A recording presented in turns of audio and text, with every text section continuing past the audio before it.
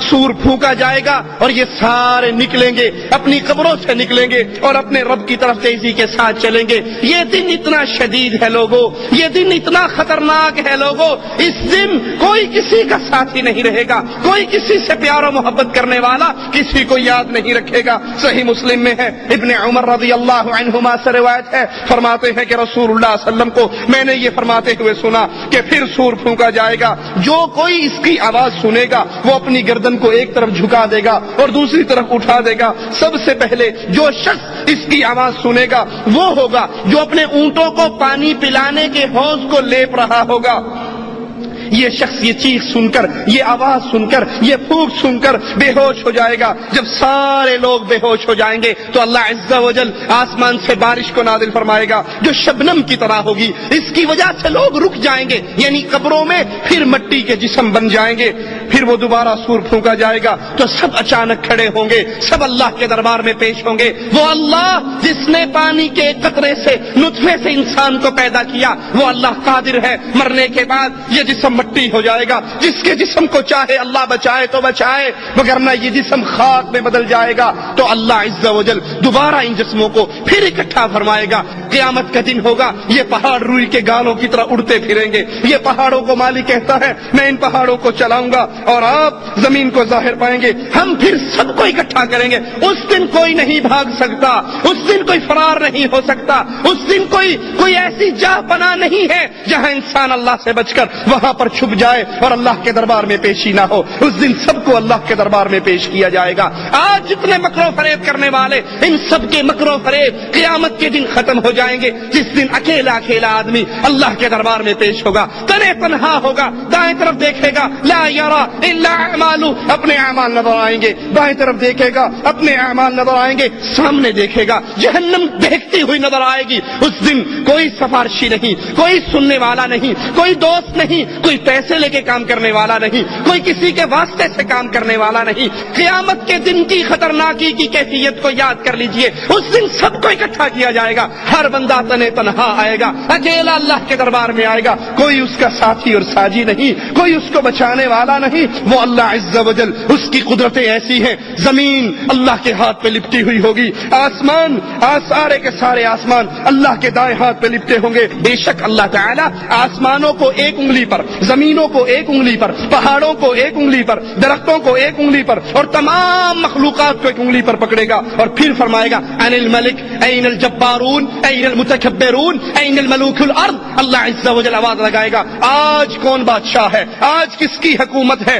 آج کس کی بادشاہت ہے، آج کس کا کنٹرول ہے۔ دنیا میں بننے والے وڈیرے کہاں ہیں، دنیا کے بادشاہ کہاں ہیں، دنیا کے اندر اپنی حکومت کرنے والے کہاں ہیں، آج کون ہے؟ رسول کریم صلی اللہ علیہ وسلم اس یہودی کی بات سن کر اس طرح ہنسے کہ آپ کے اگلے دانت ظاہر ہو گئے، اور پھر آپ نے قرآن حکیم کی اس آیت کو پڑھا وما قدر اللہ حق قدره والارض جميعا قبضته يوم القيامة والسماوات مطويات بيمينه سبحانه وتعالى عما يشركون۔ یہ اللہ کی شان ہے، یہ اللہ کا مقام ہے۔ اس اللہ کی توحید کو سمجھیے، اس اللہ کے مقام کو سمجھیے، اور کبھی بھی اللہ کی عبادت میں کسی اور کو شریک کرتے ہوئے گستاخی کے مرتکب نہ ہو جائیے۔ قیامت کے دن حشر کے میدان میں پیشی کا منظر کیسا ہوگا؟ بخاری و مسلم میں ابن عباس رضی اللہ عنہما سے روایت ہے، فرماتے ہیں رسول اللہ صلی اللہ علیہ وسلم نے ہمارے سامنے خطبہ دیا اور فرمایا قیامت کے دن تم لوگ ننگے قدم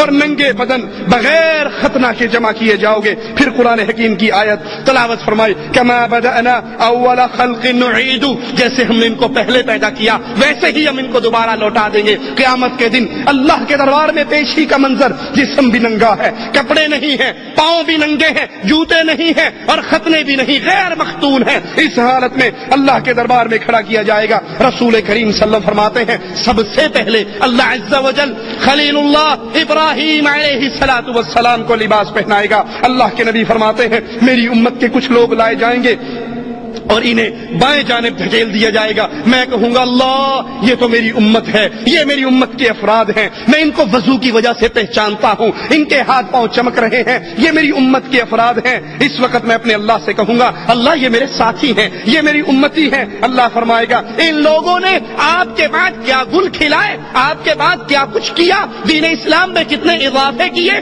آپ نہیں جانتے, آپ کو معلوم نہیں. اس وقت رسول کریم صلی اللہ علیہ وسلم فرماتے ہیں میں جواب میں وہی کہوں گا جو اللہ کے نیک بندے عیسیٰ علیہ الصلوۃ والسلام نے کہا وَكُنْتُ عَلَيْهِمْ شَهِيدًا مَا دُمْتُ فِيهِمْ فَلَمَّا تَوَفَّيْتَنِي كُنْتَ أَنْتَ الرَّقِيبَ عَلَيْهِمْ وَأَنْتَ عَلَى كُلِّ شَيْءٍ شَهِيدٌ إِن تُعَذِّبْهُمْ فَإِنَّهُمْ عِبَادُكَ وَإِن تَغْفِرْ لَهُمْ فَإِنَّكَ أَنْتَ الْعَزِيزُ الْحَكِيمُ.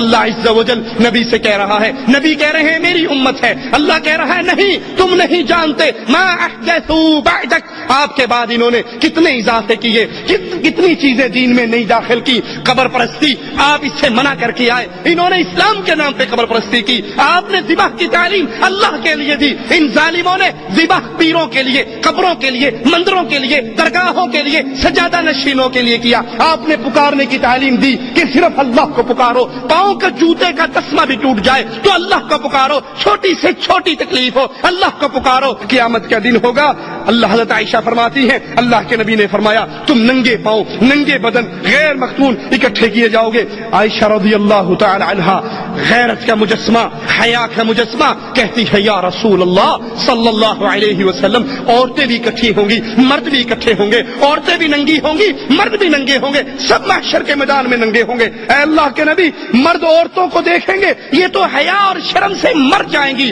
اللہ کے نبی فرماتے ہیں نہیں عائشہ رضی اللہ تعالی عنہا نہیں, ایک دوسرے کو دیکھنے کی مہلت ہی کس کو ہوگی. اللہ کا عذاب اتنا شدید ہوگا کسی کو یہ ہوش ہی نہیں رہے گی کہ میں فلاں کو دیکھوں وہ بغیر کپڑے کے ہے. اللہ کا عذاب, اللہ کی پکڑ, محشر کی سختیاں, قیامت کی ہولناکیاں اتنی شدید ہوں گی. عائشہ رضی اللہ تعالی عنہا کسی کو کسی کی طرف دیکھنے کی فرصت ہی نہیں, ہمت ہی نہیں, سوچ بھی نہیں ہوگی. ابن عباس فرماتے ہیں اس دن انسانی مخلوق تنگ جگہوں میں ہوگی جیسے تیر اپنی کمان کے اندر تنگ ہوتا ہے, اور نیک بخت وہ ہوگا, قسمت والا وہ ہوگا جس کو زمین پہ پاؤں, دونوں پاؤں رکھنے کی جگہ مل جائے, کیونکہ اس دن اکثر پاؤں دوسرے پاؤں کے اوپر ہوں گے. جس کو زمین پہ حشر کے میدان میں پاؤں رکھنے کی جگہ مل گئی یہ خوش بخت ہے, یہ نصیب ہے. زحمہ اتنا ہوگا, شدت اتنی ہوگی, کثرت لوگوں کی اتنی ہوگی کہ پاؤں ایک دوسرے کے پاؤں پہ ہوں گے. صحیح مسلم میں ہے اللہ کے حبیب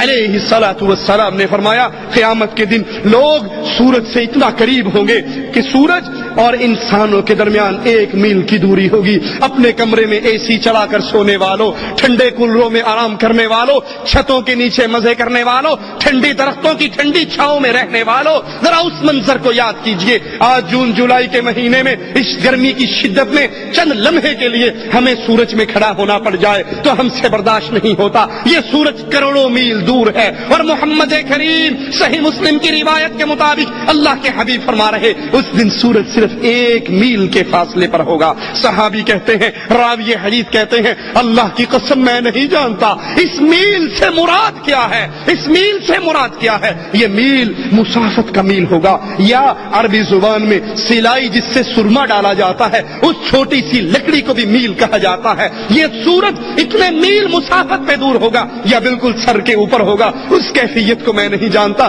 جون جولائی کی گرمی برداشت نہ کرنے والوں, جون جولائی کی گرمی کے اندر بغیر پنکھوں, اے سی اور چھاؤں کے نہ رہنے والوں, اس منظر کو بھی کبھی یاد کرو. فجر کی نماز چھوڑنے والوں کبھی اس دن کو بھی یاد کرو. نمازوں کو چھوڑ دینے والوں, اللہ کی توحید کو نہ سمجھنے والوں, قرآن کی طرف لوٹ کر نہ آنے والوں, اردو ڈائجسٹ کے لیے ٹائم ہے, میگزین کے لیے ٹائم ہے, فلموں کے لیے ٹائم ہے, ہر کام کے لیے ٹائم ہے. اللہ کا کلام پڑھنے کا ٹائم نہیں, قرآن سمجھنے کا ٹائم نہیں, نماز کا طریقہ سمجھنے کا ٹائم نہیں, باقی سب ٹائم ہے. اس منظر میں کیا آپ کی اور میری کیفیت ہوگی جب سورج 1 میل پہ ہوگا.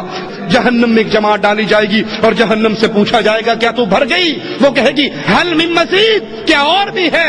اے اس دنیا کی نعمتوں میں پڑے رہنے والوں, اللہ کو بھول جانے والوں, یہ آپ کی اور میری نرم چمڑی, یہ نرم جسم جہنم کی آگ کو برداشت نہیں کر سکتی. جس کی آگ دنیا کی آگ سے 69% زیادہ سخت ہے، وہ اندھیری ہے، وہ اندھیری ہے، اس آگ کو میں اور آپ برداشت نہیں کر سکتے۔ پورے صراط جہنم پہ لگایا جائے گا، سارے لوگ اس میں سے گزریں گے، یہ بڑا سخت بڑا کٹھن مرحلہ ہوگا۔ قرآن حکیم بیان فرماتا ہے وَلَوْ نَشَاءُ لَطَمَسْنَا عَلَىٰ أَعْيُنِهِمْ فَاسْتَبَقُوا الصِّرَاطَ فَأَنَّىٰ يُبْصِرُونَ، اگر ہم چاہیں ان کی آنکھوں کو مٹا دیں، پھر وہ راستے کی طرف کیسے بڑھیں گے، کیسے پائیں گے؟ پل صراط سے گزرنا سب کو ہوگا، سب نے یہاں سے گزرنا۔ وَإِن مِّنكُمْ إِلَّا وَارِدُهَا، تم میں سے ہر ایک اس پہ سے گزرے گا، مگر اس دن مومنوں کے لیے اللہ کی طرف سے بڑی آسانی یہ ہوگی۔ ارشاد باری تعالی ہے یوم لا يخزي الله النبي والذين آمنوا معه نورهم يسعى بين أيديهم وبأيمانهم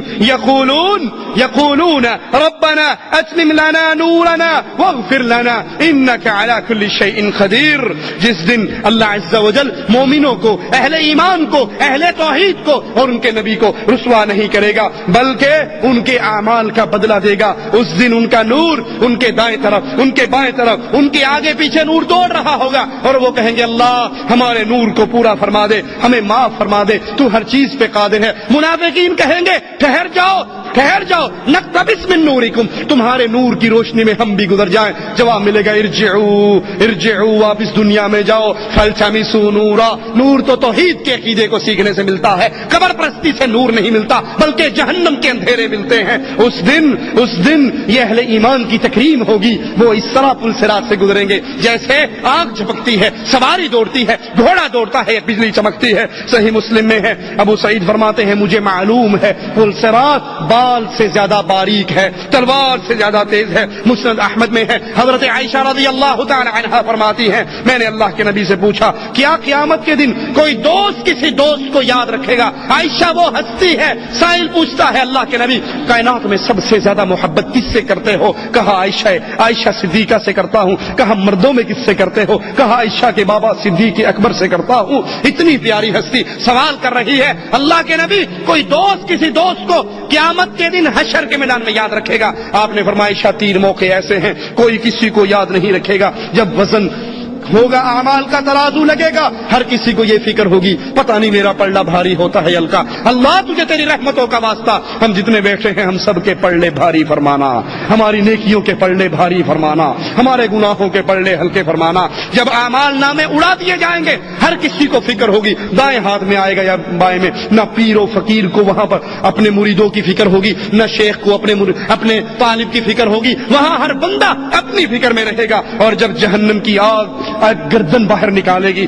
تمام لوگوں پر حاوی ہو کر کہے گی مجھے 3 اشخاص پر مسلط کیا گیا ہے، وہ جس نے اللہ کے ساتھ کسی اور کو معبود بنایا، جس نے یا اللہ مدد کہا یا علی مدد بھی کہا، یا اللہ کی پکار لگائی یا رسول اللہ کی پکار بھی لگائی، جس نے اللہ کے لیے بھی سجدے کیے، قبروں پہ بھی سجدے کیے، بیت اللہ کا طواف بھی اللہ کے لیے کیا، قبروں کا طواف بھی اللہ کے لیے کیا، زمزم کو تبرک سمجھ کے پیا اور قبروں کے دھون کو بھی شفا سمجھ کے پیا۔ جو اللہ پر بھروسے کرتا اور بابے کے کڑے پر، بابے کی انگوٹھی پر، بابے کے تعویذ پر، بابے کے منکے پر، اس کی خاک کے شفا کی پڑیوں پر بھی بھروسے کرتا، جس نے اللہ کے ساتھ کسی اور کو معبود بنایا، اس کو مجھے ابھی اٹھا لینے کا حکم ہوا ہے، اور وہ جو اس قیامت کے دن کا منکر تھا اس کو اٹھانے کا حکم ہوا ہے، اور جو شیخی بازی کرتا تھا، سرکشی کرتا تھا، بغاوت کرتا تھا، اس کے لیے حکم ہوا ہے ان تینوں کو پکڑوں اور جہنم کے اندر پھینک دوں۔ یہ جہنم اللہ سے دعا ہے اللہ ہمیں اپنی رحمت سے اس حشر کی سختیوں سے محفوظ رکھے، اللہ اپنی رحمت سے ہمیں رسول اللہ صلی اللہ علیہ وسلم کے جھنڈے کی چھاؤں نصیب عطا فرمائے۔ اللہ کے نبی نے خود فرمایا لواء الحمد یوم القیامت یدی، قیامت کے دن اللہ کا جھنڈا حمد کا صرف رسول اللہ صلی اللہ علیہ وسلم کے ہاتھ میں ہوگا۔